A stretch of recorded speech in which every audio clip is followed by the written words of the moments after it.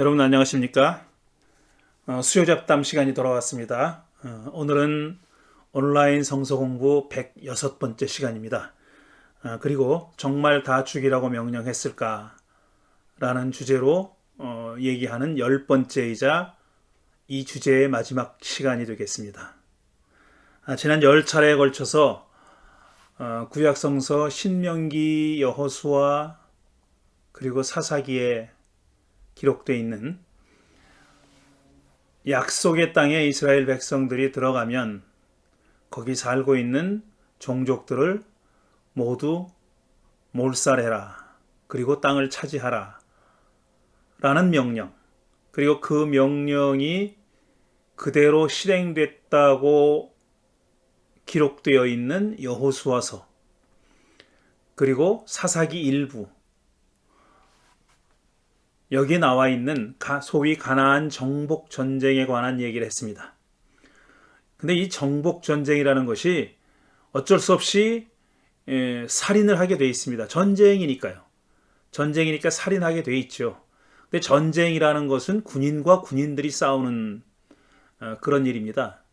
그런데 지금 우리가 문제로 삼고 있는 바로 주로 여호수아서에 나오는 그리고 신명기에 또 출애굽기와 민수기에도 일부 명령되어 있는데 야훼 신이 이스라엘 백성들로 가나안 땅에 들어가면 거기 살고 있는 사람들을 그게 너희 선조들에게 내가 주겠다고 약속한 땅이니까 거기 들어가서 그 땅을 차지하는데 그 땅이 빈 땅이 아니라는 거죠. 빈 땅이 아니라 이미 살고 있는 종족들이 있는 겁니다. 7개의 종족이 거기 살고 있는 그런 상황인데 그럼 그 사람들은 어떻게 할 거냐? 다 몰살하라고 명령했다는 겁니다. 다 죽이라고.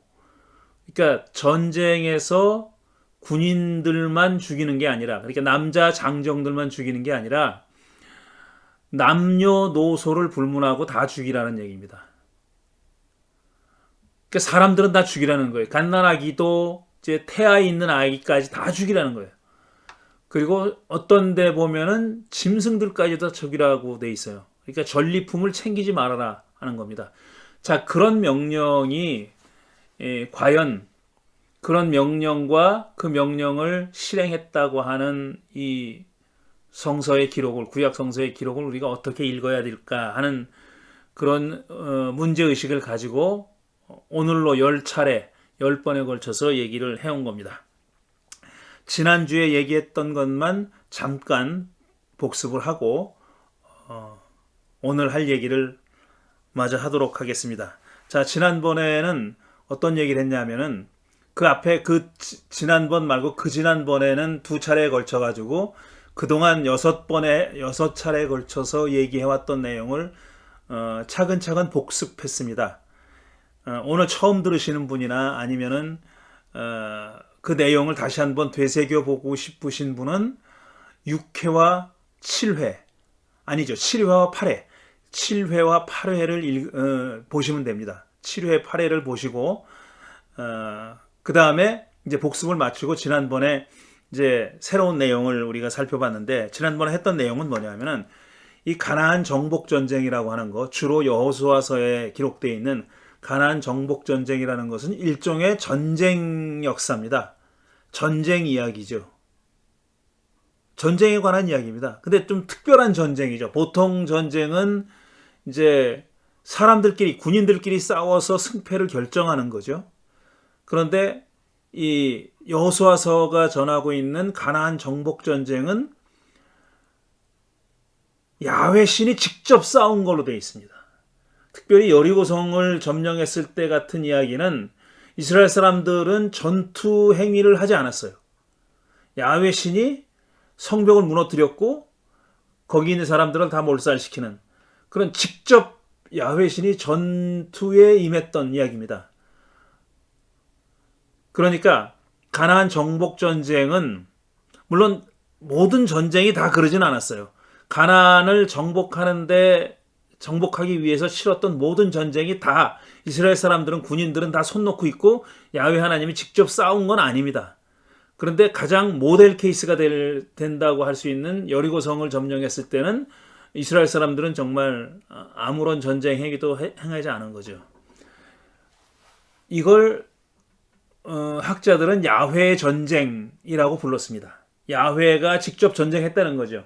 그리고 조금 더 범위를 넓혀서 얘기하면 야훼가 하라고 해서 수행한 전쟁, 이걸 야훼 전쟁이라고 부릅니다. 하지만 야훼 전쟁이라는 그 전문 용어의 좁은 의미는 뭐냐면은 이스라엘 사람들은 손 놓고 있었고 아무런 전쟁 행위도 하지 않았고 야훼가 직접 싸워서 적군을 다 물리친 전쟁을 얘기하는 겁니다. 이게 바로 야훼 전쟁인데, 야훼 전쟁 이야기도 사실 전쟁 이야기의 작은 부분이죠. 그보다 더 넓은 이야기는 전쟁 이야기 일반입니다. 근데 전쟁 이야기 일반도 구약성서가 전하고 있는 전쟁 이야기가 있고, 그 다음에 구약성서의 주역인 이스라엘 사람들이 속해 있었던 고대 중동 문화권, 여러 번 말씀드리지만 에집트에서 가나안과 메소포타미아에까지 이르는 거대한 지역을 이제 고대 중동 문화권이라고 부르는데, 서로 이렇게 교역을 하고 커뮤니케이션 해가지고 커다란 문화권을 이룬 겁니다. 이 고대 중동 문화권에는 전쟁의 이야기를 많이 남겼어요. 에집트도 그렇고 메소포타미아도 그렇고 그 사이에 끼어있는 가나안 지역도 역시 마찬가지입니다. 전쟁의 이야기를 많이 남겼어요. 그러니까 전쟁 기록이죠. 전쟁사, 전쟁의 역사라고도 말할 수 있는 그런 기록을 많이 남겼는데, 그 고대 중동 문화권의 전쟁사에 보면은 공통된 특징이 있다는 겁니다. 그 특징이 뭐냐면은, 첫째로 이 권력자의 그러니까 권력자의 업적을 굉장히 과장하는 그런 경향이 있어요. 이건 대부분의 전쟁 역사도 역시 마찬가지인데, 그러니까 자기들의 피해는 아주 줄이고, 그 다음에 상대방의 그 피해는 과장하는 겁니다. 그래서 사실 이기지도 않았는데 이겼다고 기록한 것도 있고, 그 다음에 겨우 이겼는데 왕창 이겼다고 표현하는 것도 있고, 사실상 이기지 못했는데 이겼다라고 설명하는 데도 있고, 심지어는 그래서 어떤 경우도 있냐면은 전쟁에 나가기는 했는데 결과에 대한 레코드가 없는, 기록이 없는 그런 경우도 있어요. 이런 거는 굉장히 불리한 전쟁이었다는 얘기입니다. 어쨌든 권력자의 그러니까 왕이죠. 왕의 업적을, 그러니까 자기 종족의 승리를 굉장히 과장하는, 그런 과장되게 서술하는 그런 문법이 있었다라는 겁니다. 두 번째로는 그의 일환으로 상대방의 사상자의 숫자를 굉장히 과장합니다. 그 당시에 어떤 인구 구성이나 인구의 숫자로 봐서는 그렇게 많은 숫자의 군인들을 죽였을 리가 없는데 숫자가 굉장히 과장되어 있는 경우가 많아요. 그리고 또 하나는 모조리 죽였다, 몰살했다, 숨 쉬는 것들은 하나도 남아있지 않았다라는 식의 어떤 관용적인 표현을 사용하는 경우가 많이 있습니다. 그런데 그런 표현들은 말 그대로 관용적인 표현이지 그거를 글자 그대로 받아들일 건 아니다라는 겁니다. 그러니까 몰살했다고 해가지고 정말 쥐새끼 한 마리 남겨두지 않고 몽땅 다 죽였다는 뜻은 아니라는 겁니다. 그건 역사적 사실이 아니라는 거예요. 그냥 관용적으로 이렇게 과장하기 위해서 그렇게 서술했다는 겁니다. 그러니까 숨 쉬는 자는 하나도 남아있지 않았다라는 표현도 자주 등장하는데, 우리 성경에도 자주 등장합니다. 그런데 그런 표현들도 역시 글자 그대로 받아들일 표현은 아니다. 고대 중동 문화권의 전쟁의 이야기를 서술하는 관습적인, 관용적인 표현이다. 이렇게 봐야 되는 겁니다. 그리고 우리가 지금 얘기하고 있는 가나안 정복 전쟁이, 그러면은 가나안 정복 전쟁의 이야기가 그런 고대 중동 문화권의 일반적인 전쟁사 기술 방식과 같은가 아니면 다른가를 봐야 되는데, 다르게 볼 만한 여지가 없습니다. 그러니까 고대 중동 문화권의 일반적인 서술 관습을 따라가고 있는 거예요.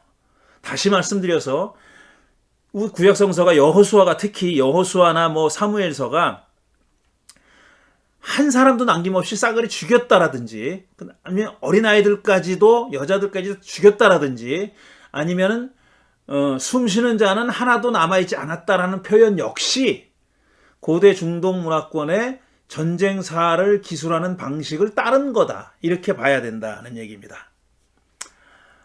그걸 하나 말씀드렸고 그 다음에 두 번째로 말씀드린 게 뭐냐면 우리가 지금 가지고 있는 야훼의 전쟁 이야기 이렇게 여호수아 뭐 사무엘 이런 데 나오는 야훼 전쟁 이야기를 보면은 특히 가나안을 정복했다는 여호수아서가 전하고 있는 그 전쟁 이야기를 보면은 내적인 모순이 있다고 말씀드렸어요. 그러니까 어떤 데는 몰아냈다 그러고 어떤 데는 몰살했다 그래요. 근데 몰아내고 나서 몰살했다는 표현도 나와요.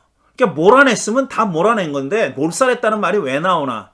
그걸 자세히 몇 가지를 예를 들어서 제가 말씀드렸습니다. 똑같은 한 단락에 나오는 한 에피소드인데 거기에 몰아냈다는 말과 몰살했다는 말이 다 등장하고 그들과 언약을 맺지 말고 혼인관계를 맺지 말아라는 말이 다 등장해요. 한꺼번에 다 등장해요. 근데 몰살했으면 사실 언약관계를 맺는다거나 결혼관계를 맺는다는 말이 무의미한 말입니다. 공허한 말이에요. 다 죽였는데 무슨 언약을 맺을 거며 다 죽였는데 무슨 그들의 관습을 우상을 숭배하는 그들의 관습을 어떻게 따를 거며 어떻게 혼인관계를 맺겠어요. 그런데 그런 말들이 한 에피소드에 한 단락에 다 등장하는 거예요. 그러니까 내적 모순이 있다고 제가 말씀드리는 거예요. 그래서 이제 이 문제를 해결하기 위해 이 문제를 이해하기 위해서 연구를 한 학자들에 의하면은 학자들 중에 어떤 학자들에 의하면은 그들은 이렇게 말하죠. 그러니까 이 모순되는 이 이야기를 어떻게 읽어야 될까에 관해서 이런 대답을 줍니다. 그러니까 야훼 명령은 몰아내는 거였다 이거예요. 근데 몰아냈는데 몰아내쳐지지 않고 남아있던 사람들 있잖아요. 그러니까 몰아냈다는 얘기는 산채로 몰아냈다는 얘기입니다. 그러니까 영역 바깥으로 가나안 바깥으로 자기들이 약속의 땅으로 받은 그 영역 바깥으로 몰아냈다는 거예요. 그런데 다 몰아내지 못하고 남아있던 자들 그들은 죽여라. 그들을 몰살해라. 이런 뜻이라고 일종의 뭐라 그럴까 좀 컴프로마이즈 하는 것 같으죠. 그런 식으로 해석하는 사람들이 있습니다. 어쨌든 이런 모순점이 있다는 말씀을 제가 드렸고, 자 오늘은 이 마지막 시간에 제가 말씀드리려고 하는 내용은 뭐냐면은 어떤 한 학자의 연구 결과에 기대서 그의 연구를 그가 이해하는 가나안 정복 전쟁의 이야기 그걸 소개한 다음에 그 다음에 제가 그 학자의 이론에 대한 저의 어떤 생각 평가 이런 것을 말씀드리도록 하겠습니다. 왜 이 학자를 제가 들었냐면 첫째로 우리 한국에서 굉장히 널리 알려져 있는 이 사람의 책이 많이 번역됐어요. 널리 알려져 있는 구약학자인데 이 사람이 바로 이 가나안 전쟁의 문제를 맘먹고 달려들어서 해석을 하려고 애를 썼습니다. 그런 사람이에요. 그 사람이 쓴 책의 한 챕터가 바로 이 가나안 정복 전쟁에 관한 이야기입니다. 근데 그 책이 이 사람의 생각을 가나안 정복 전쟁에 관한 이 사람의 생각을 잘 표현하고 있어요. 그리고 이 사람뿐만 아니라 사실 이런 비슷한 계열의 학자들의 주장을 잘 표현하고 있어요. 그래서 그 사람의 그 주장을 이론을 제가 소개하려고 하는 것입니다. 이 사람이 누구냐 하면은 그러니까 이 구약성서 번역된 구약성서 책을 좀 읽어보신 분들이라면은 누구나 다 아하 그 사람 하고 아실 거예요. 크리스토퍼 라이트라고 하는 사람이에요. 크리스토퍼 J.H. 라이트라고 하는 사람입니다. 이 사람이 쓴 책이 제가 이 주제와 관련해서 쓴 책이 뭐냐면은 The God I Don't Understand. 부제가 Reflections on Tough Questions of Faith 이렇게 돼 있어요. 그러니까 내가 이해하지 못하는 하나님. 부제는 뭐냐면 신앙에 있어서 아주 터프한 퀘스천, 대답하기 어려운 어려운 질문들에 대한 자기의 생각이죠. reflections. 이런 부제가 달려있는 책입니다. 그런데 이 책이 참 다행스럽게도 우리말로 번역돼 있어요. 근데 우리말 번역의 책 제목이 이거랑 달라요. 뭐라고 돼 있냐면 성경의 핵심 난제들에 답하다. 이런 책입니다. 제가 지금 두 권을 다 가지고 있는데요. 이게 영어 책이에요. The God I don't Understand. Reflections on Tough Questions of Faith. Christopher J.H. Wright 라고 돼 있어요. 그리고 서문을 누가 썼냐면 John R. W. 스토트라는 사람이 썼어요. 이 책이 그러니까 한 영어 책인데 한 200페이지 정도 되는 200페이지 좀 넘는 책입니다. 그리고 이 책을 우리말로 번역한 책이 크리스토퍼 라이트의 성경의 핵심 난제들에 답하다라는 책으로 새물결 플러스라는 출판사에서 나왔고 전성민이라는 분이 번역을 했습니다. 번역도 상당히 잘 되어 있고 읽기 아주 수월하게 되어 있는 번역이 잘 되어 있는 책입니다. 자, 이 책의 제2장이 두 번째 장이 바로 가나안 정복 전쟁에 관한 이야기인데 이 사람의 크리스토퍼 라이트의 주장을 제가 소개해 드리도록 하겠습니다. 자, 라이트는 먼저 그동안 구약성서 학자들이 가나안 정복 이야기를 이해해온 방식이 세 가지가 있다고 얘기합니다. 근데 이 세 가지가 다 이 사람 표현으로 막다른 골목이다. 그러니까 해법이 없다라는 얘기입니다. 해결책이 없다. 그동안 학자들이 가나안 전쟁, 정복 전쟁 이야기를 이해해온 방식을 크게 세 가지로 나눌 수 있는데 대별할 수 있는데 그것들이 다 좋은 해결책이 못 된다라는 겁니다. 첫 번째로 뭐냐면은 구약성서는 신약성서와 다르다라고 주장하는 겁니다. 그러니까 구약성서는 심판에 대해서 얘기하는데 신약성서는 사랑에 대해서 얘기한다. 이건 아주 흔해 빠진 이분법이죠. 구약성서는 처벌, 심판, 분노, 폭력, 신약성서는 사랑, 긍휼, 자비, 구원 이런 식으로 나누는 거예요.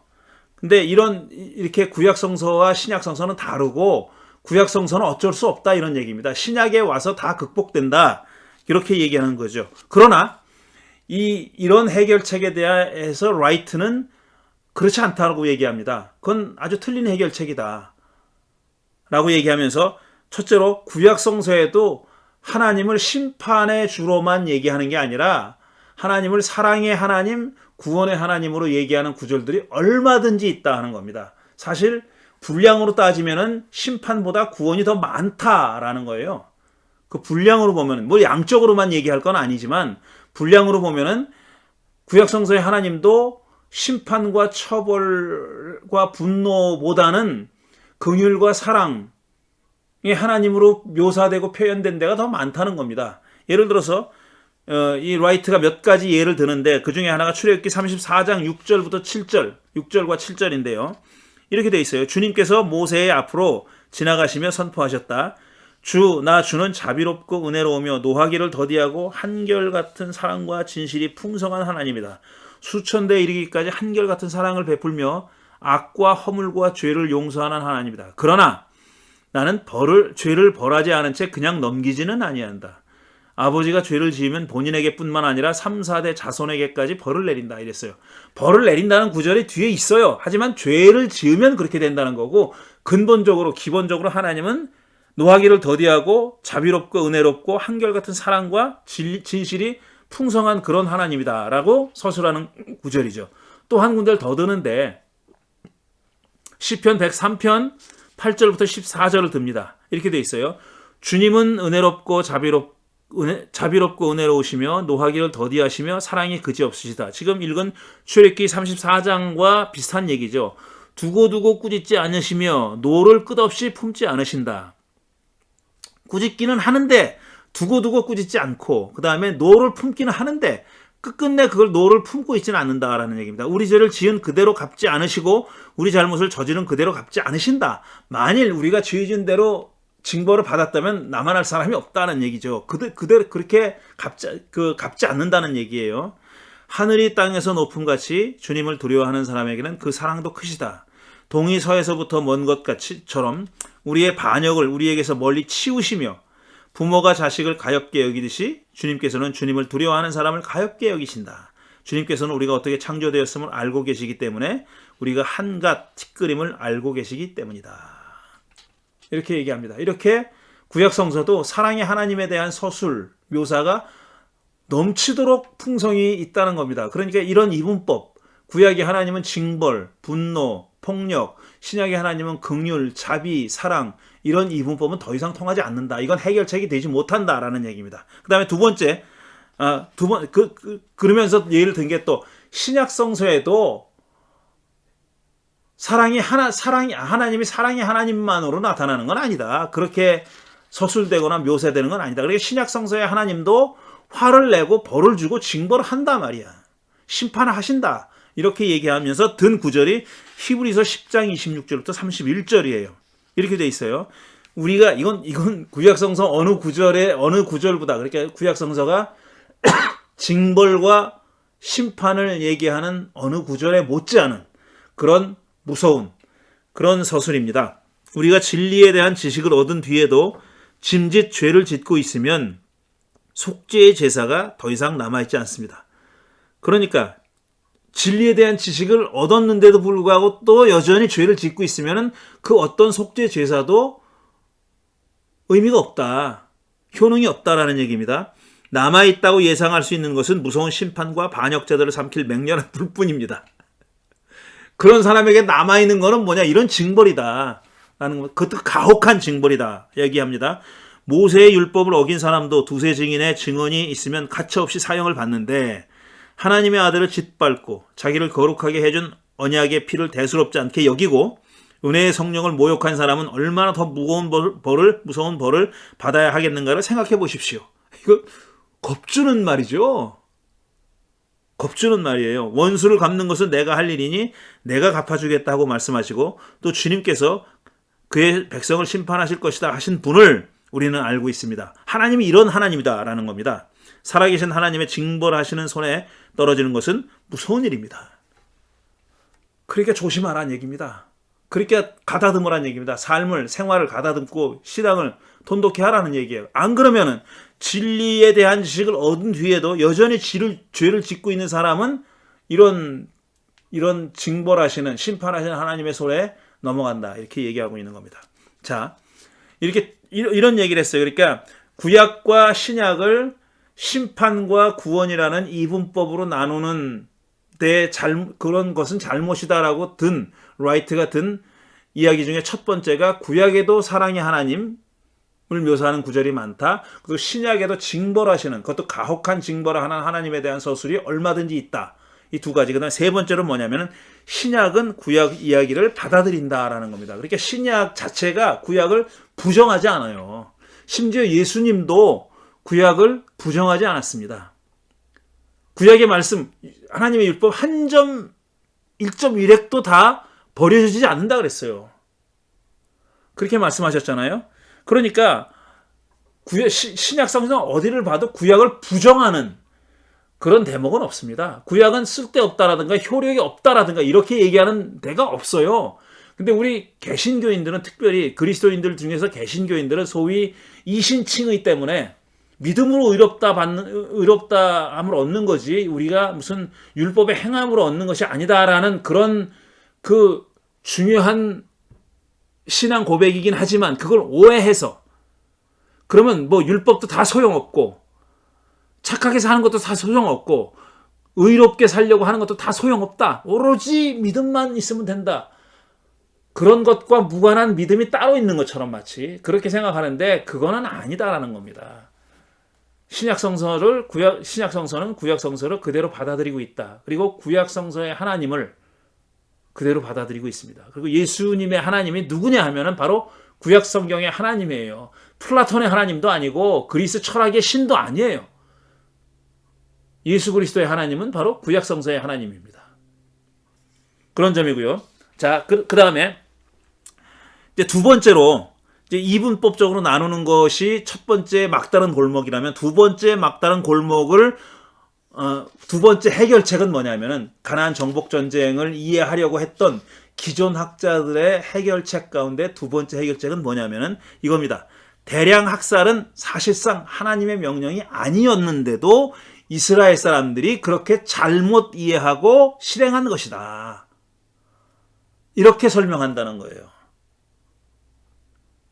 하나님은 그런 명령을 내린 적이 없는데 이스라엘 백성들이 그런 명령을 내렸다고 오해하고 그대로 행했다는 겁니다. 그리고 자기들이 하는 행동을, 그러니까 가나안 종족들을 몰살시킨 자기들의 행동을 야훼 하나님이 명령해서 한 것으로 그렇게 이해했다. 그렇게 믿었다라는 얘기입니다.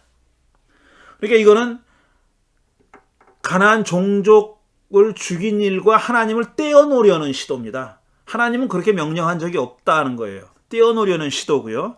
면죄부를 주려는 시도죠. 그러니까 그게 잘못된 일이라면, 그러니까 이 얘기는, 이렇게 보는 사람들은 가나안 종족을 다 몰살시킨 것은 잘못된 행동이라는 겁니다. 신학적으로도 그 다음에 윤리적으로도 잘못된 행동이라는 거예요. 다만 그 행위는 하나님이 명령을 해서 한 행위는 아니다. 이스라엘 사람들이 하나님의 명령을 오해하고 잘못 받아들여서 잘못 행동한 거다. 이렇게 한 겁니다. 그러면서 이런 주장을 하는 사람들이 자기들의 주장을 서포트하는 증거로서 드는 게 뭐냐면은, 구약 성경에는 이거 말고도 하나님의 뜻을 잘못 이해하고 행동한 사람들이 많이 나온다라는 겁니다. 그래서 예를 든 것 중에 하나가 뭐냐면은 다윗이 성전을 지으려고 했던 거예요. 다윗이 성전을 지으려고 했던 행위입니다. 근데 나단 예언자는 어떻게 했습니까?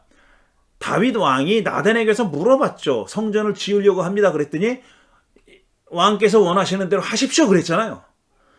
하나님의 말씀을 전하는 예언자인 나단이 그거를 허가해 준 거예요. 그러니까 다윗은 당연히 그게 하나님의 뜻이라고 믿었을 거예요. 그런데 그날 밤에 야훼 하나님이 나단에게 나타나서 그걸 막았죠. 못하게 했죠. 그래, 이런 거예요. 가나안 사람들을 몰살한 것도 다윗이 성전을 지으려고 했던 것과 비슷하게 하나님의 뜻을 잘못 알고 행한 거다라고 얘기하는 겁니다. 그리고 지금 말씀드린 대로 그 중에 일부는 교정되기도 했어요. 이렇게 사람들이 하나님의 뜻을 잘못 알고 무슨 행동을 했는데 나중에 와서 그게 그 자리에서 교정되거나, 다윗과 나단의 예처럼, 그래서 다윗은 성전을 짓지 못했죠. 그 아들 솔로몬이 지었잖아요. 그게 교정이 되는 경우도 있고, 나중에 와서 제3자의 입으로 그게 교정된 경우도 있다는 거예요. 그리고 또 내내 교정되지 않은 경우도 있다는 겁니다. 그러니까 우리는 그게 어떻게 하는 건지 모르지만 그게 하나님의 뜻을 왜곡하고 잘못 알아서 한 행동인데 성경 안에서는 그게 교정됐다는 얘기가 없지만, 그걸 읽는 우리는 이거는 하나님의 뜻을 잘못 이해하고 한 행동이다라고 알 수 있는 그런 행위들도 있다라는 겁니다. 그런 예로서 지금 다윗의 성전 건축이나 예후라는 사람이 했던 그 행동, 몰살한, 그러니까 아합 가문을, 오므리 가문을 몰살하고 자기가 이제 왕이 되려고 했던 그 쿠데타를 일으킨, 다 죽였어요. 몰살했어요. 아주 피비린내 나는 정말 그 대량 학살을 저질렀는데 그것도 잘못했다는 거예요.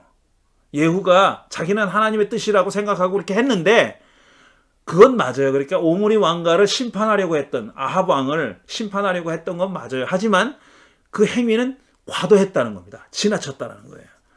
이런 거예요. 그러니까 대량 학살도, 가나안 종족들과 정복 전쟁을 벌여서 그들을 죄다 죽인 것도, 몰살한 것도 사실은 하나님이 그렇게 명령하지 않았는데 이스라엘 사람들이 잘못 알고 그렇게 했다는 겁니다. 이 주장의 약점은 뭐냐면은 하나님이 그렇게 하라고 명령했다는 구절들이 여러 군데 나오고 우리가 그걸 다 살펴봤습니다.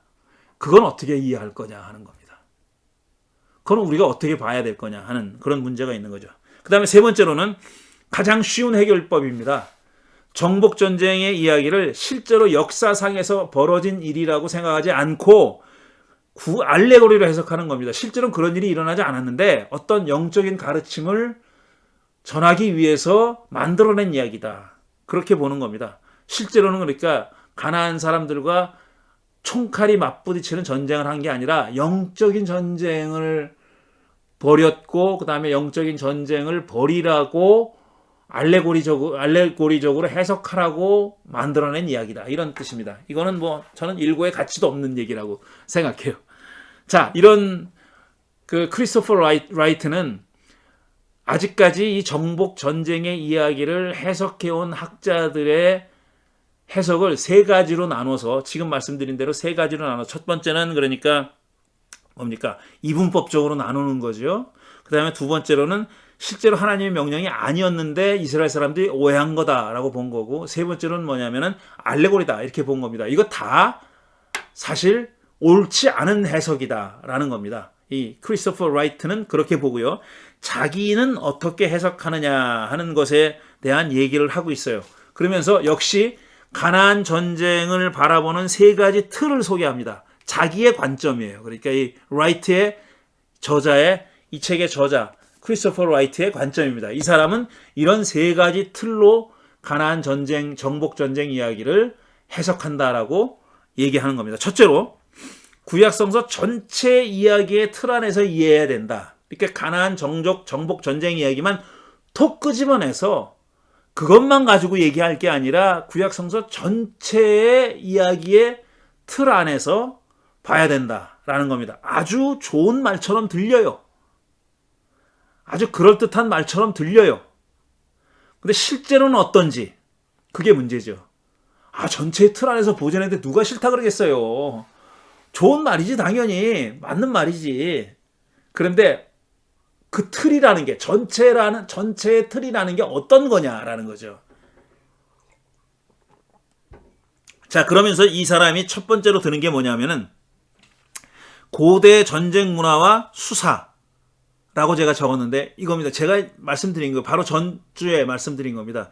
고대 근동 중동 지역의 문화권에서 전쟁의 이야기를 서술하는 방법, 그다음에 거기서 사용된 수사법, 레토릭, 관습적인 표현, 이겁니다. 이건 뭐냐면은 말씀드린 대로 굉장히 과장됐다라는 거예요. 이 사람도 그걸 인정합니다.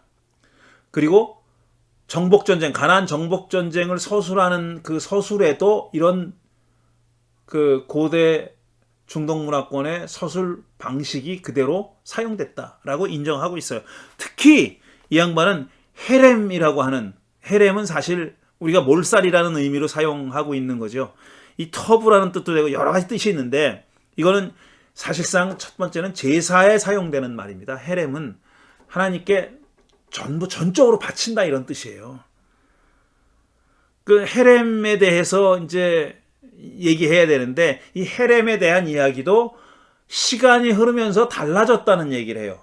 제가 이 얘기는 여기서 자세히 할 필요가 없어서 안 하려고 하는데 어쨌든 이 사람이 구약성서 전체의 틀 안에서 읽자고 하면서 첫 번째로 제안한 내용이 뭐냐면은 고대 중동 문화권의 전쟁 이야기 서술법, 그들의 레토릭, 그거를 우리가 감안해야 된다라는 얘기를 첫 번째로 합니다. 그러니까 사실 구약성서의 틀을 넘어서는 거죠.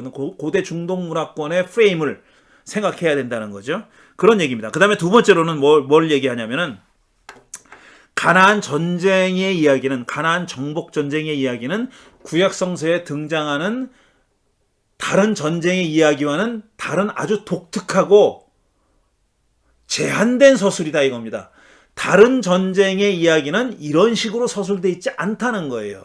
그러니까 이 사건은 딱 한 번 일어난 사건이라는 거예요. 그러니까 기원전 한 1200년경에 출애굽을 하고 이스라엘 사람들이 에집트에서 탈출해 나와서 40여 년 동안 광야를 방랑한 후에 그들이 가나안 땅에 들어와서 벌였던 유일무이한 전쟁에 관한 서술입니다. 제가 여러 번 말씀드렸듯이 이 몰살하라는, 어린아이까지 다 죽이라는 명령은 구약성서에서 등장하는 데가 딱 한정돼 있어요. 그런 언급이 등장하는 것은 지난주에 읽었던 출애굽기, 민수기, 신명기, 여호수아, 사사기엔 사실 반대 얘기가 더 많지만 그 다음에 사무엘상, 이게 다입니다. 그것도 실제로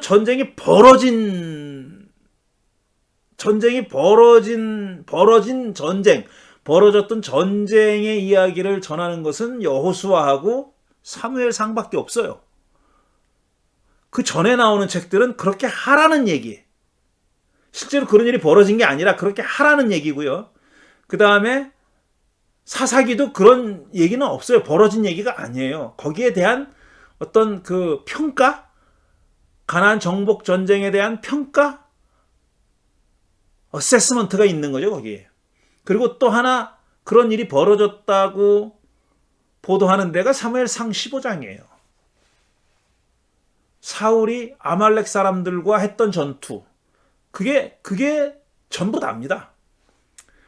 그러니까 이 가나안 정복 전쟁의 스타일, 가나안 정복 전쟁 스타일로 전쟁을 했던 것은 그때밖에 없었고 그 기록도 그 시대에 한정돼 있다라는 겁니다. 이거를 일반적인 모든 전쟁에 관한 이야기로 읽어서도 안 돼요. 구약성서에 여타 많은 전쟁 이야기가 있는데 다 이렇게 치러지지 않았습니다. 전리품을 취했고 그 다음에 포로로 잡아와가지고 종으로 부렸어요. 죄다 죽이지 않았다고요. 그리고 당연히 노인과 여자와 어린 아이들은 전쟁의 대상이 아닙니다. 전쟁은 군인들끼리 하는 거예요. 장성한 군인들끼리만 하는 겁니다. 근데 유독 요 가나안 정복 전쟁에서만 그들을 죽이라고 한 거예요. 그러니까 일반화하면 안 된다라는 얘기예요. 그러니까 구약성서 전체의 틀에서 보는 게 맞죠, 이거는. 구약성서 전체의 틀에서 보면은 이거는 굉장히 한정된 아주 독특한 그런 전쟁 이야기다라는 겁니다. 그러니까 일반화해서는 안 된다. 그리고 그 이후의 세대도 구약성서 지금도 여기에 이 가나안 정복 전쟁을 근거로 해가지고 전쟁을 하면 안 된다라는 얘기예요. 이게 전쟁 교본이 아닙니다. 21세기를 살아가는 우리들의 전쟁 교본이 아니라는 얘기예요. 그렇게 생각해서는 안 된다라고 그렇게 얘기하고 있는 겁니다. 자, 그 다음에 그게 이제 구약성서 전체 이야기 틀 안에서 읽으라는 내용 안에 들어있는 거고, 두 번째로는 이 사람이 제안하는 틀은 뭐냐면 하나님의 주권적 정의라는 틀 안에서 보자라고 얘기합니다. 이게 저는 제 가장 문제적인 귀절이라고 생각했고 그 틀이라고 생각합니다. 문제가 많은 그런 읽기 방식이다 이렇게 생각하는데, 하나님의 주권적 정의라는 틀이라는 얘기는 뭐냐면 그러니까 하나님의 관점에서 보자라는 얘기예요. 그러니까 하나님이 왜 가나안 사람들을 저렇게 몰살하려고 했을까를 따져보자라는 거예요. 답은 뭐냐면 그들은 몰살 당할 만큼 그렇게 패역한 종족들이었다라는 게 답입니다. 하나님의 주권적 정의의 관점에서 주권적 정의라는 틀에서 바라보자라는 말의 실질적 내용은 뭐냐면은 이들은 죽을만 해서 몰살 당할만 해서 몰살 당했다라는 겁니다. 그만큼 패역한 자들이다라는 겁니다. 그러니까 한마디로 가나안의 타락한 문화와 종교에 대한 심판이었다라는 겁니다. 그러니까 제노사이드가 종족 말살이 이 타락한 문화와 종교에 대한 심판이다 이런 얘기입니다. 이런 틀은요 요즘도 많이 사용되고 있어요. 허리케인 카트리나가 왔을 때도 그랬죠. 이 미국의 소위 아주 펀더멘탈리스트 근본주의자들은 그 동네가, 그러니까 뉴올리언스 그 동네가 완전히 그 패역한 동네여서 무슨 동성애자도 많고 뭐 약도 많이 하고 그런 패역한 동네였기 때문에 심판받은 거다라고 뽀젓이 말한 사람들이 많았습니다. 그 다음에 우리 동남아에서 그런 해일이 일어났을 때도 심지어는 한국에 있는 목사들까지도 그렇게 강조했죠. 크리스마스 때 교회당은 안 가고 휴양지에 가가지고 놀려고 휴양지에 갔던 사람들은 하나님 심판한 거라고 아주 얼굴색은 안 변하고 뻔뻔하게 얘기했던 사람들이 많았습니다. 그런 이 틀이 바로 여기도 지금도 유용하게 작용하고 있는 거예요. 근데 이 크리스토퍼 라이트는 그런 틀에서 바라보자라는 겁니다. 그래서 그가 처음에 든 귀절이 뭐냐면 창세기 15장 16절이에요. 이게 야훼 하나님이 아브라함에게 한 얘기예요. 너의 자손은 4대째가 되어서야 이 땅으로 돌아올 것이다. 이 땅은 가나안 땅이에요. 4대째가 되어서야 이 땅으로 돌아올 것이다. 아모리 사람들의 죄가, 아모리 사람은 가나안 종족들을 대표하는 그런 자들입니다. 아모리 사람들의 죄가 아직 벌을 받을 만큼 이르지 않았기 때문이다. 그러니까 죄가 쌓이고 쌓일 때까지 기다려야 된다는 얘기예요. 그래야 그들을 몰살시킬 수 있다는 얘기예요. 그러니까 뒤집어서 얘기하면 그들이 몰살당한 것은 그렇게 쌓이고 쌓인 죄 때문이다. 이런 얘기입니다. 그것을 크리스토퍼 화이트는 하나님의 주권적인 정의라는 말로 표현했어요. 여러분, 이 말이 이 말이 마음에 드십니까? 하나님의 주권적 정의. 그러니까 sovereign justice라고 써 있겠죠. 영어 책에는. 그러니까 가나안 정복은, 가나안 사람들이 몰살당한 것은 악한 사회에 내리는 하나님의 징벌이고 이스라엘은 그 징벌을 수행한 에이전트에 불과하다라는 겁니다. 그러니까 이스라엘이 자기 뜻대로 행한 게 아니다라는 거예요. 그건 하나님이 시켜서 한 일이고 여기는 그러니까 이스라엘을 면제시켜주는 겁니다. 이스라엘이 뭐 잘못한 게 아니다라는 거예요. 하나님의 주권적 정의의 결과다.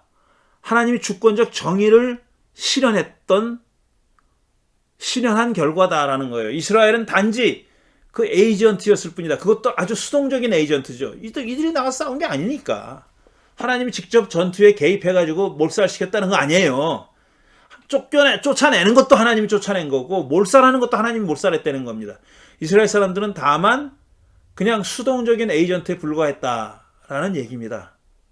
그게 하나님의 주권적 정의라는 말로 표현했어요. 그러면서 제가 이 사람이 한 말을 인용할게요. 징벌은 폭력의 도덕적 맥락을 바꾼다. 그러니까 그들이 몰살당한 것을 하나님의 징벌, 그들의 죄에 대한 하나님의 징벌로 본다면 폭력적인 행위, 그러니까 몰살시킨 행위에 도덕적 맥락이 바뀐다는 겁니다. 그렇게 정당화된다는 거예요. 정당화된다는 얘기입니다. 그런 틀로 읽어야 된다라고 얘기하고 있는 겁니다. 그렇지만 또 이 크리스토퍼 화이트는 이런 말도 합니다. 그렇다고 해서 이스라엘이 가나안 사람들보다 더 의롭다는 건 아니다 라고 했어요. 그러면서 가나안 땅을 차지할 수 있는 자격은 조건부다라는 겁니다. 그러니까 그들이 누가 됐든지 간에 이스라엘이 됐든 아니면 가나안 7 종족이 됐든 누가 됐든 간에 야훼 하나님의 계명을 지키고 언약을 유지하는 그런 한에서만 가나안 땅이 젖과 꿀이 흐르는 가나안 땅이 그들이 살 수 있는 그들의 거주지가 된다는 겁니다. 그들에게 선물로 준다는 얘기입니다. 그런 얘기입니다. 그러니까 이스라엘이 의롭다는 뜻은 아니라는 거예요. 비록 가나안의 7 종족이 죄가 많아서 징벌을 받아서 몰살을 했지만 그렇다고 해서 이스라엘 사람들이 의롭다는 뜻은 아니다. 그게 하나님의 주권적 정의다라는 겁니다. 그러면서 이런 등식을 적어놨어요. 우리의 승리가 바로 우리의 승리는 우리의 의로움 플러스 적의 악함이다. 이렇게 보면 안 된다라는 겁니다. 우리가 승리한 건 하나님의 주권적인 행위일 뿐이지 우리라는 이스라엘 사람들이 잘나서가 아니다. 의로워서가 아니다라는 얘기예요. 근데 이게 아주 전형적인 정식입니다. 공식이에요. 뭐냐 하면은 나와 남을 나누고 내가 저들과 왜 싸워서 이겨야 되고 정복해야 되냐 하는 자기의 그런 폭력적인 정복전쟁을 정당화하는 도식이죠. 그 도식이 뭐냐면 첫째로 디바이드 하는 겁니다. 나는 나고 너는 너고 나와 그들 1인칭과 3인칭으로 나눠버리는 거예요. 딱 선을 긋습니다. 벽을 세워요. 디바이드 해요. 그 다음에 디모나이즈 하는 겁니다. 쟤넨 나쁜 놈들이야. 쟤넨 벌받아 마땅한 놈들이야. 우리가 가서 정복해도 돼. 그들을 악마화하는 겁니다. 그 다음에 디스트로이 하는 거예요. 그 다음에 완전히 몰살시키고 파괴시켜버리는 거예요. 이게 인류 역사를 통해서 인류 역사 내내 소위 제국들이 작은 나라들을 점령할 때, 공격하고 점령하고 쳐들어가고 할 때마다 사용했던 공식입니다. Divide, Demonize, Destroy. 3D죠, 3D. 이런 겁니다. 그래서 하나님의 주권적 정의는 조건부기 때문에 이스라엘도 언제든지 가나안 종족들과 똑같은 처지에 놓일 수 있다는 걸 얘기합니다. 그리고 한 걸음 더 나아가서 하나님의 주권적 정의는 다른 종족의 역사까지도 하나님이 다 주관하시는 거다. 그러니까 가나안 7 족속이 운명이 그렇게 된 것도 야훼 신의 주권적인 정의의 실현이다라는 겁니다. 이건 상당히 문제가 많은 주장입니다. 여기서 한마디 꼭 드리고 넘어가야 할 것이, 이 크리스토퍼 라이트이 3가지 틀을 얘기했잖아요. 처음에 이제 성서 전체, 구약 성서 전체의 틀 안에서 보자. 두 번째가 지금 하나님의 주권적 정의의 틀 안에서 보자. 그러면 세 번째가 뭐냐면 하나님의 구원 계획이라는 틀 안에서 보자, 이겁니다. 그런데 크리스토퍼 라이트이 그런 얘기를 하면서도 자기가 이 가나안 정복 전쟁의 딜레마라고 생각하는 거예요. 가나안 정복 전쟁의 딜레마를 자기의 이 3가지 틀로 바라봄으로써 다 완전히 해결됐고 해답을 찾았다고 보지는 않는다라고 얘기해요. 그리고 자기가 실패했다고 여기는 학자들 있잖아요. 막다른 골목, 앞에서 소개한 3가지 막다른 골목의 학자들처럼 자기도 그런 운명에 처할 수도 있는 겁니다. 자기의 주장도 막다른 골목이라고 누가 얘기할 수 있는 거예요. 그러니까 이걸 자신 있게 이게 정답이다라고 제시할 수 있는 사람은 없다라는 걸 얘기해요. 그만큼 이건 딜레마다. 근데 자기는 이렇게 읽는다. 이렇게 얘기한 겁니다. 그러니까 제가 이렇게 보면서도 맨 마지막에 몇 마디 이 사람의 주장을 제 나름대로 제 입장에서 평가를 하겠지만, 그리고 누구든지 평가를 받는 거니까 그렇게 저도 제 입장에서 평가를 하는데, 이 저자도 크리스토퍼 라이트도 그렇게 자기가 딱 부러지는 정답을 제출했다라고는 생각하지 않는다라는 점을 중간에 말씀드립니다. 자, 그 다음에 지금 마지막으로 하나님의 구원 계획이라는 틀에 대해서 얘기했는데, 이건 뭐냐면은 가나안의 정복의 얘기는 더 큰 구원 역사의 한 에피소드가 한 단락이다. 역사의 일부분이지 이게 전부가 아니다라는 얘기입니다. 큰 그림을 봐라 이겁니다. 쉽게 얘기하면 큰 그림을 보면은 궁극적인 야훼 하나님의 목적은 뭐냐면 구원이다라는 거예요. 그것도 구원의 범위가 모든 민족들의 구원이다라는 겁니다. 모든 민족들을 구원하시기 위해서 하나님이 역사를 그러니까 이끌어 가시고 또 섭리하시는데, 그 중에 한 부분화다 이겁니다. 가나안 정복 전쟁은 커다란 모자이크의 작은 부분이다라는 겁니다. 그러니까 이게 전체가 아니라는 거예요. 근데 전체 그림은 뭐냐면 하나님의 구원, 모든 민족의 구원, 궁극적인 구원, 이거다라는 얘기입니다. 그래서 정복 전쟁이지만 더 큰 그림은 사실 평화를 그리고 있다라는 겁니다. 하나님의 궁극적인 인간 역사를 이끌어가는 데 있어서 궁극적인 목적은 평화를 이루는 길이다 라면서 이사야 2장 4절을 인용합니다. 주님께서 민족들 사이의 분쟁을 판결하시고 뭇 백성 사이의 갈등을 해결하실 것이니 그들이 칼을 쳐서 보습을 만들고 창을 쳐서 낫을 만들 것이며 나라와 나라가 칼을 들고 서로를 치지 않을 것이며 다시는 군사훈련도 하지 않을 것이다. 이 구절을 인용해요. 그러니까 이게 하나님의 궁극적인 최종적인 종말론적인 구원의 목표다라는 겁니다. 역사의 목표는 바로 이 목적지는 최후의 종착역은 바로 이거다라고 얘기하는 겁니다.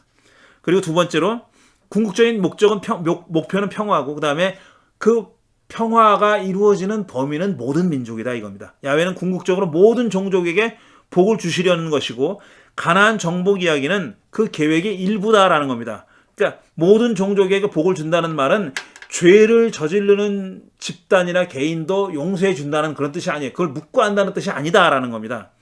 심판에서 면제된다는 뜻이 아니다. 그거는 심판을 받는다. 처벌을 받는다. 가나안 종족들도 그래서 처벌을 받았다라고 얘기하는 겁니다. 그러니까 가나안 종족들이 그렇게 정복당하고 몰살당한 것은 그들에 대한 하나님의 심판이고 징벌이다. 이런 얘기입니다.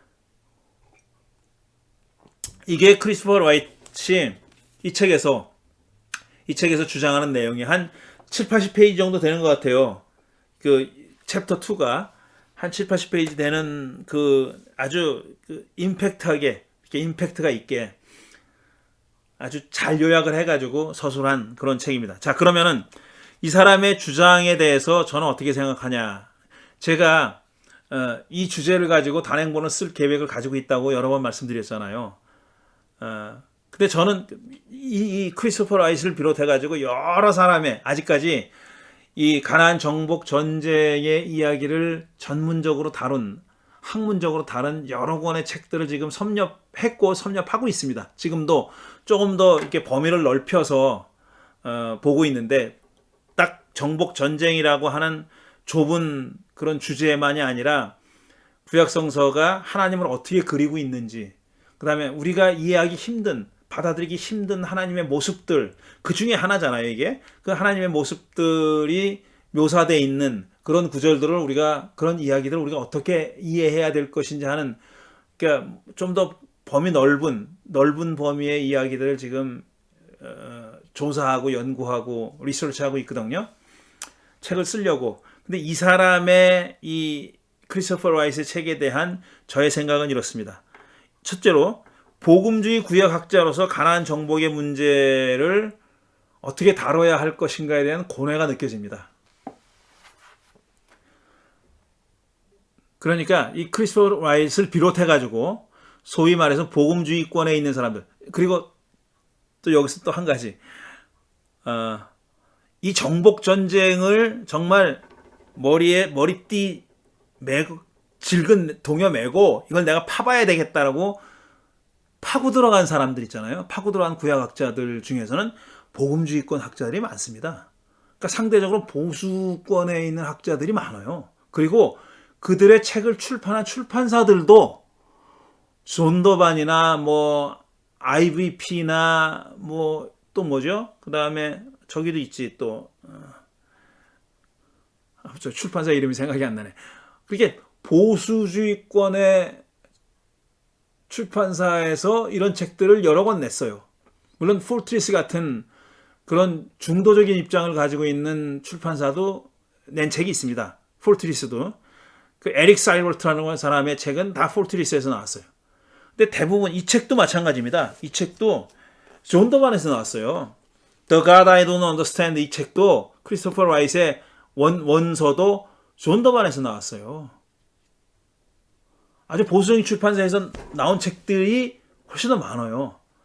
근데 물론 이제 독일 계통이나 그 다음에 영미 계통에서도 이렇게 좀 중도적이거나 진보적인 서적을 소위 말해서 주류 구약학계의 책을 많이 내는 출판사에 나온 책들도 있어요. 그런데 그런 책들은 직접적으로 대놓고 이 가나안 전쟁 이야기를 파고든다기보다는 좀 범위를 넓혀서 야훼의 전쟁, 구약의 전쟁 이런 얘기들을 주로 합니다. 그 중에 일부로서 이걸 다루긴 하지만요. 어쨌든 그래서 복음주의 구약학자로서 가나안 정복의 문제를 다루는 사람이 가질 수 있는 고뇌가 느껴져요. 그러니까 글자 그대로 벌어진 일로 받아들일 수는 없어요. 크리스토퍼 라이트도 그렇게 받아들이진 않습니다. 그렇지만 이게 완전히 허구다 라고도 생각 안 해요. 그 중간 어디쯤에서 이걸 이해해 보려고 하는 거예요. 그래서 만들어낸 틀이 구약성서 전체를 보자, 아니면 하나님의 주권적 정의의 관점에서 보자, 하나님의 구원 역사, 구원 계획이라는 틀에서 보자라는 얘기가 나온 거예요. 그런 관점이, 퍼스펙티브가 왜 나왔냐 하면은 이쪽도 동의할 수 없고 저쪽도 동의할 수 없는, 양극단을 다 동의할 수 없는 그런 학자의 입장이기 때문에 이런 틀을 얘기하는 겁니다. 그게 제 생각이고요. 그 다음에 그래서 이 세 가지 틀에 다 문제가 있어요. 구약성서 전체를 보자 그랬는데 전체를 보자. 맞아요. 그 중에 하나 얘기한 거, 이 전체 모든 전쟁 이야기가 다 그런 것도 아니다. 그 다음에 이 전쟁 이야기, 그러면 전쟁 이야기를 이런 식으로 서술되어 있는 하나님이 구약성서 하나님의 유일한 얼굴이냐? 그것도 아닙니다. 그거 다 맞는 말이에요.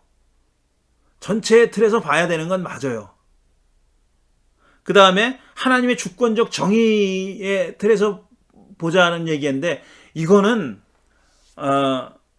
정말 문제가 있는, 제가 보기에는 문제가 있는 관점인 것이, 자, 가나안 사람들이 이제 죄를 많이 졌다는 거예요. 우상을 숭배하고, 특별히 드는 것은 뭐냐 하면은 우상 숭배하고 사람을 제물로 바치는 걸 얘기해요. 이거는 용서받을 수 없는 죄라는 거예요. 그러니까 사람을 제물로 자기 신들에게 바쳤다는 거죠.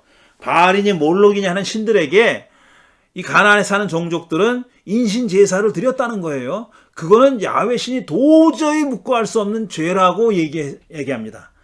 그러니까 크리스토퍼 라이트를 포함해 가지고 가나안 사람들이 지은 죄 때문에 벌을 받았다라고, 벌을 받은 거다라고 주장하는 사람들이 공통적으로 내세우는 이런 징벌을 받을 만한 죄의 목록으로 제일 처음에 나오는 게 인신제사입니다. 물론 인신제사, 우리 눈으로 보면 도저히 용납할 수 없는 거죠. 도저히 용납할 수 없는 거예요. 그렇기 때문에 이번에 1029 이태원 참사에서 그 158명이 죽었단 말이에요. 현재까지 158명이 죽었어요. 앞으로 더 사망하는 분이 더 나올 수도 있는데, 희생자가 더 나올 수도 있는데 158명이 죽었는데 그 천공이라는 새끼는 뭐라 그랬습니까? 그럼 더 큰 일을 겪어야 된다고 이따구로 얘기했어요. 그러니까 그건 구약 성서적인 관점으로 봐서도 이 도저히 용납할 수 없는, 용서가 안 되는 죄인 겁니다. 그거는. 그런데 이스라엘 사람들은 그걸 안 했느냐? 천만의 말씀. 이스라엘 사람들도 했어요. 그래서 히스기야와 후대 했다는 증거가 어디 있냐? 히스기야와 요시야가 종교개혁을 했을 때 그렇게 인신 제사를 드렸던 곳을 다 무너뜨렸다라는 말이 나온단 말이에요. 그건 뭡니까? 했다는 얘기 아니에요. 했다는 얘기는 안 나와. 구약 성경에. 이스라엘 사람들도 그걸 에둘러서 얘기하는 게 창세기 22장에 아브라함이 이삭을 제물로 바칠 뻔한 얘기잖아요. 야훼 신이 바치라 그랬어요. 그러니까 그런저런 이야기들을 보면은 왜 가나안의 7 종족들이 인신 제사를 했다는 이유로 그렇게 몰살당해 했다라는 주장은 저는 맞지 않는다라고 얘기하는 거예요. 옳지 않다는 얘기예요.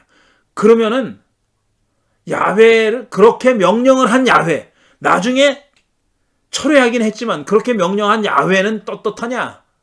암만 시험이라고 해도 그 다음에 이스라엘 사람들도 했다니까요, 그거를. 그럼 이스라엘 사람들은 왜 몰살 안 당해요? 이스라엘 사람들 전쟁에서 졌죠. 여러 번 졌어요. 북이스라엘은 아시리아에 멸망당해가지고 포로로 잡혀갔고, 남유다는 바벨론에 멸망당해가지고 바벨론 포로로 잡혀갔잖아요. 그렇지만 어린아이까지 몰살당하는 일은 벌어지지 않았습니다. 이거는 말이 안 되죠.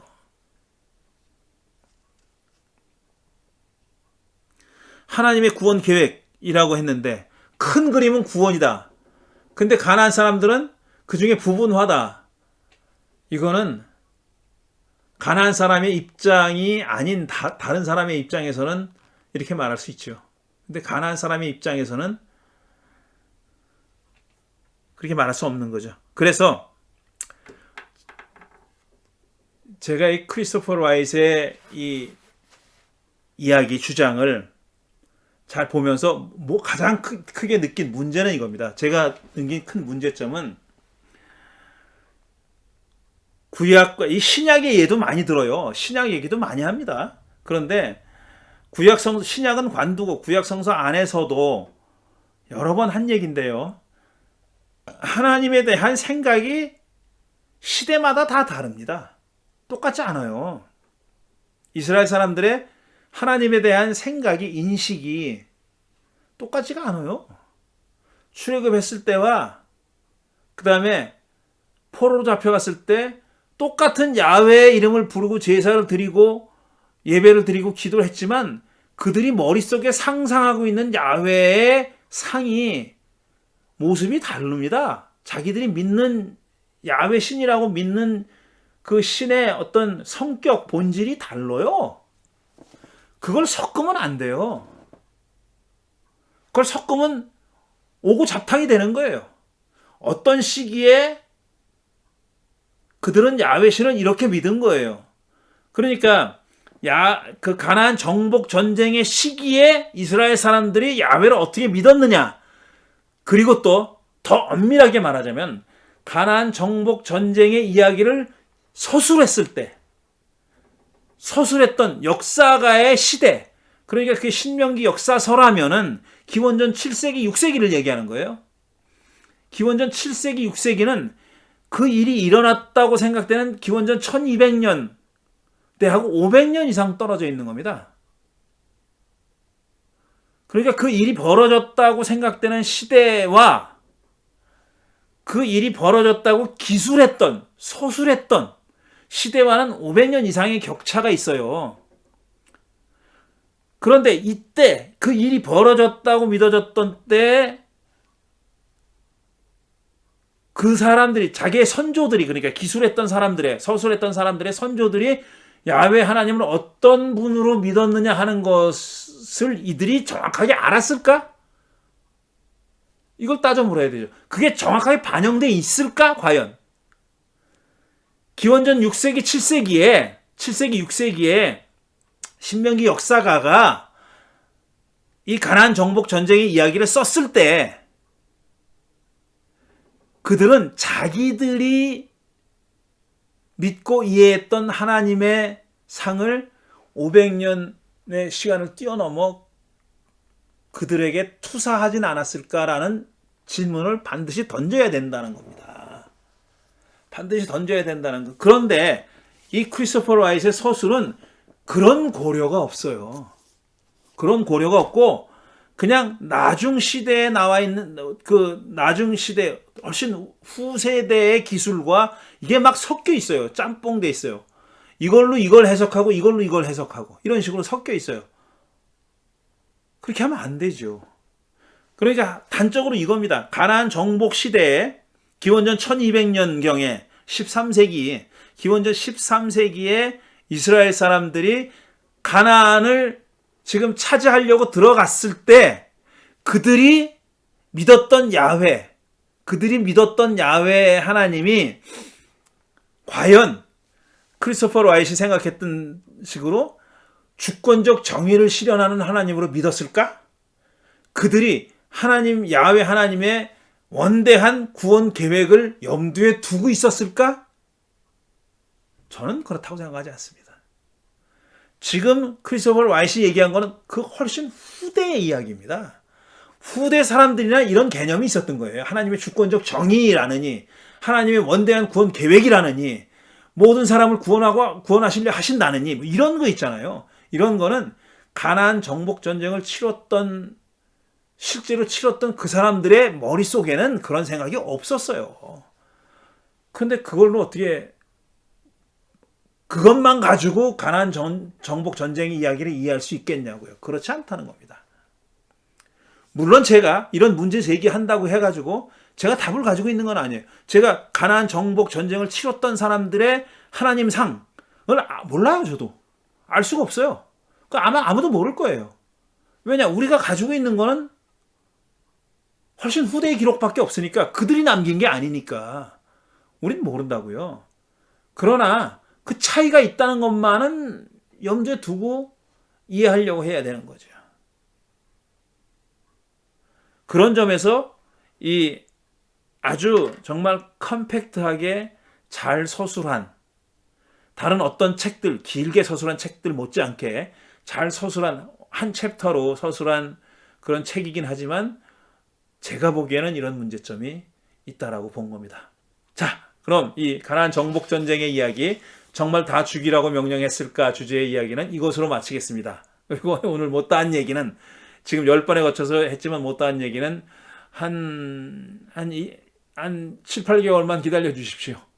그러면은 제가 지금 준비하고 있는 그 책을 다 써서 출판을 해주겠다고 하신다면, 뭐 출판사 대표님은 하자고 얘기를 하셨지만 그게 출판이 되면은 조금 더 자세하게 말씀드릴 수 있을 것 같습니다. 자, 그럼 오늘 이야기는 여기서 마치고요. 다음 주에는 지난번에 우리가 구약 성서를 한번 쫙 살펴보는데 몇 권 남았거든요. 그 몇 권 남은 얘기들을 요약해서 말씀드리는 걸로 하고, 그 다음에 이제 한 12월, 1월 중에는 방학을 하고 그 다음에 다시 시작하도록 하겠습니다. 앞으로 코비드가 계속 이어질 것 같고요. 그 다음에 또 우리 교회에서는 이 성서 공부, 이 온라인으로 하는 성서 공부 말고도 대면 모임을 지금 준비하고 있어요. 독서 모임도 있고 영화 보는 모임도 있고 있는데, 그런 모임이 있기 때문에 성경 공부는 앞으로도 이렇게 온라인을 통해서 유튜브에 올리는 것으로 그렇게 하려고 생각하고 있습니다. 여러분 많이 찾아주시고 주위에도 많이 알려주시기 바랍니다. 오늘 여기서 마치겠습니다. 감사합니다.